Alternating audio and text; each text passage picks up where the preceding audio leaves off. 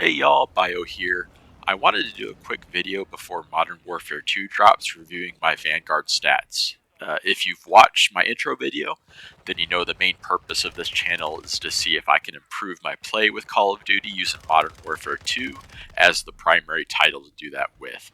And since I can officially start playing Modern Warfare 2 multiplayer at 11 p.m. today in my region, I wanted to establish my baseline stats using Vanguard to measure my improvement against. I almost exclusively play Team Deathmatch, and since the purpose of that mode is to get as many kills as you can without dying, I think the kill-death ratio is the appropriate stat to use to measure my performance over time. The modern SBMM system makes that a bit difficult.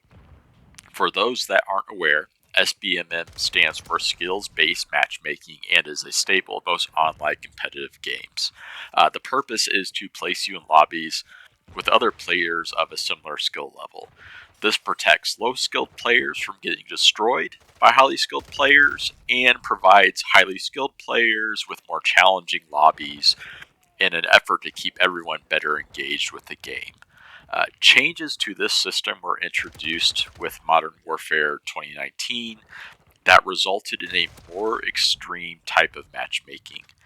If you have a couple of bad rounds, you'll pretty quickly get put into an easier lobby, but if you perform well, you're quickly put into harder lobbies.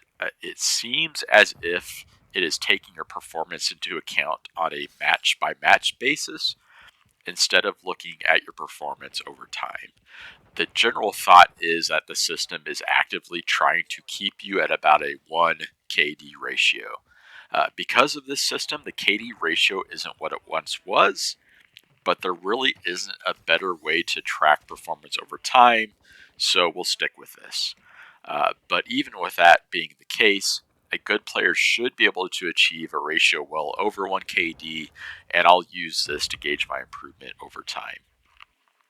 Looking at the stat within Vanguard itself on the main page, you'll see that I have a ratio listed of 1.12.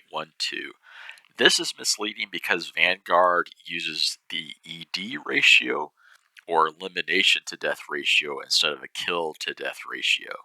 In Vanguard, you get credit for eliminations if you contribute to any damage to an enemy player who is killed, and not just if you are the person who killed the enemy player.